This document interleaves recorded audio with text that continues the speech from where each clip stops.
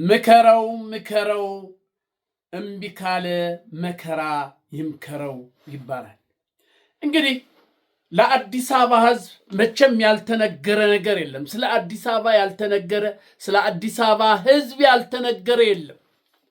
እየሆነ ስላለው ነገር አረ እንዲህ ነው፣ አረ እንደዚህ ነው፣ በዚህ ነው ብለን ስንት ነገር ተናገር፣ ግን የሚሰማ የለም፣ የሚሰማ የለም። አዲስ አበባዎች እየሰማችሁኝ ነው?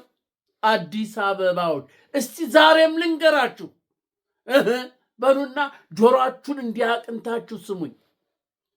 ባለቤቱ ምንድነው? ባለቤቱ ለጆሮ ባዳ ነው የሚባል አባባል አለ።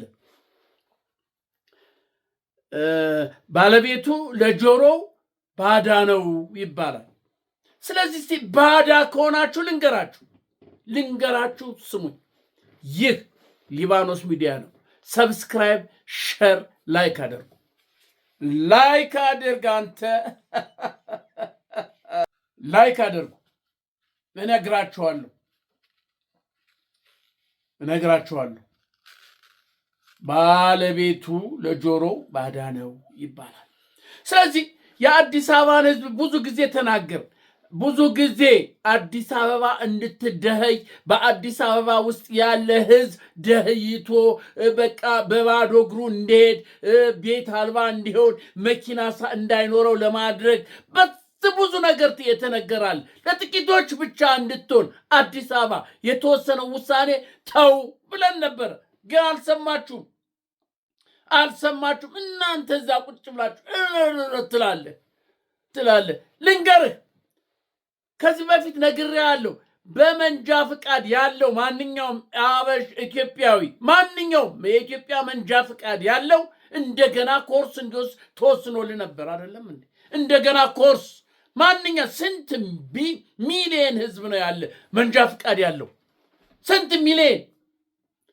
ያ ሁሉ እንደገና ሪቫይዝ እየተደረገ ኮርስ እየተወሰደ እንደገና እየተፈተነ እንዲሰጠው የሚል እቅድ አውጥተው ነበር።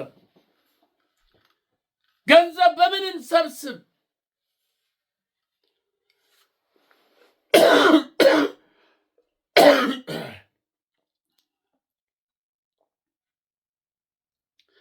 ገንዘብ በምን እንሰብስብ?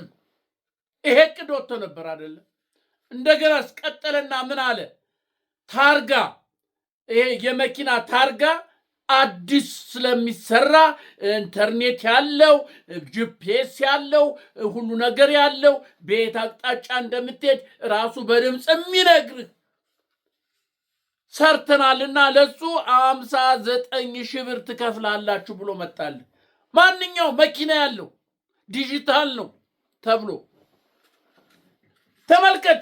ምን ያህል ልትዘረፍ እየተዘጋጀ እንደሆነ ተመልከት። ይህንንስ አልተናገርንም ወይ? መኪና በ150,000 ትገዛለህ። እንደገና ለፕሌቱ ለዚህ ለታርጋው ምናምን ለዲጂታል ለተባለው 59,000 ትከፍላለህ። 56,000 ለአንዲት ቆርቆሮ ይችን ለምታክል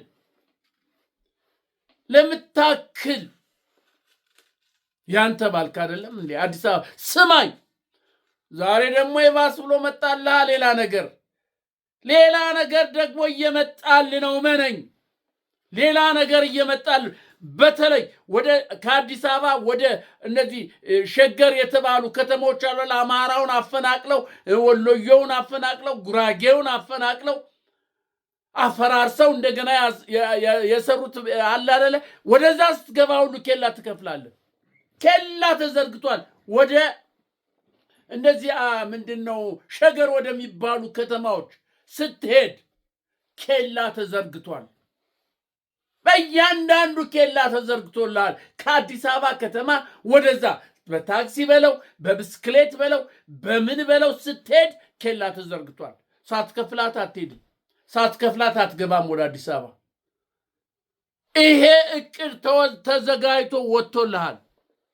እንደገና ደግሞ ከአዲስ አበባ ከተማ ወደ የክፍለ ሀገሩ የሚሄድ በእንጦጦ በዚህ ሰንዳፋ በኩል በየትኛውም አቅጣጫ በአራቱም ነው በአምስቱም አቅጣጫ ወደ አዲስ አበባ የሚሄድ ማንኛውም መኪና ኬላ ተዘርግቶ እንዲከፍል ተወስኗል። እያንዳንዱ እንዲከፍል እያንዳንዷ መኪና የጭነት በለው አውቶቡስ በለው የግል መኪና በለው ከአዲስ አበባ የሚወጣ ሁሉ ይከፍላል። ለምን እንደሆነ ታውቃላችሁ? ይከፍላል የተባለ ምክንያቱ ለመንገድ ማሰሪያ እንደገና ደግሞ ለጥበቃ ያ ለሚሄድር መብትህን ለማስጠበቅ ምንድነው ይሄ ሰላሙን ለማስጠበቅ የሚውል ነው እየተባለ በዛ ልትከፍል ተዘጋጅቶላል። እቅድ ወጥቶላል። አዲስ አበባ እየሰማኸኝ ነው? አዲስ አበባ ህዝብ እየሰማኸኝ ነው ወይ? እንዴት አድርገው እንደሚያሽከረክሩ በምን አይነት ሁኔታ እንዴ ከጨዋታ ውጭ ሊያደርጉ ከአዲስ አበባ ውጭ ሊያደርጉ እየፈለጉ ፍርፋሪ እየለቀምክ እንድትኖር ሊያደርጉ እንዳሰቡ እያየህ ነው ወይ? መኪና በጥቂት ሰዎች እንዲያዝ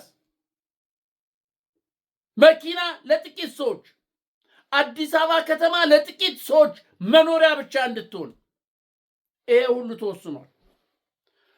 የገንዘብ ማግኛ አሁን ለዶክተር አብይ የንግስና የበዓል ሹመት የተዘጋጁ አለ። ከየአካባቢ ከየአገሩ ከየቦታው ሰላም የሆኑ የብልጽግና ካድሬዎች ይሰበሰባሉ። ወደ 600 የሚሆኑ ይሰበሰባሉ። ለአንድ ወር እዚህ መጥተው አዲስ አበባ ይቀመጣሉ። ህግ ያረቃሉ። ምን ይላሉ? ይወያያሉ። ምን ይላሉ? በቴሌቪዥን ይታያሉ፣ ይከራከራሉ። ምን ይላሉ?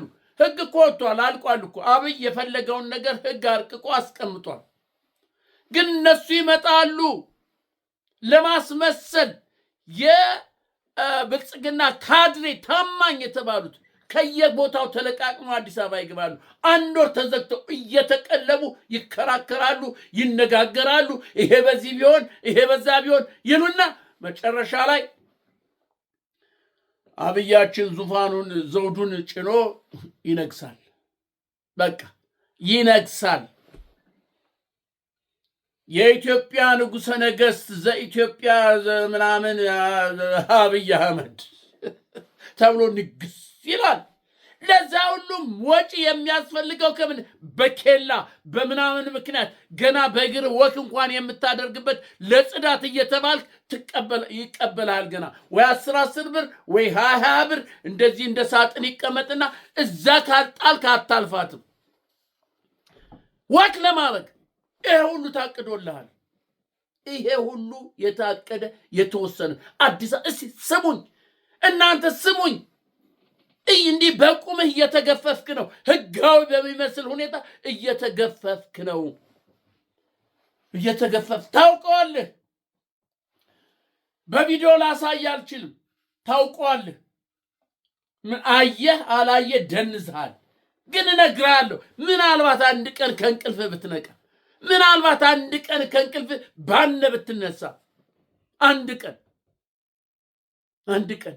እንዴት ሰው ለመብቱ አይታገልም? እንዴት ሰው ለመብቱን ማስጠበቃች? እንደ ሁልጊዜ እንደዚህ እየተንቀጠቀጣችሁ እስከ መቼ ነው?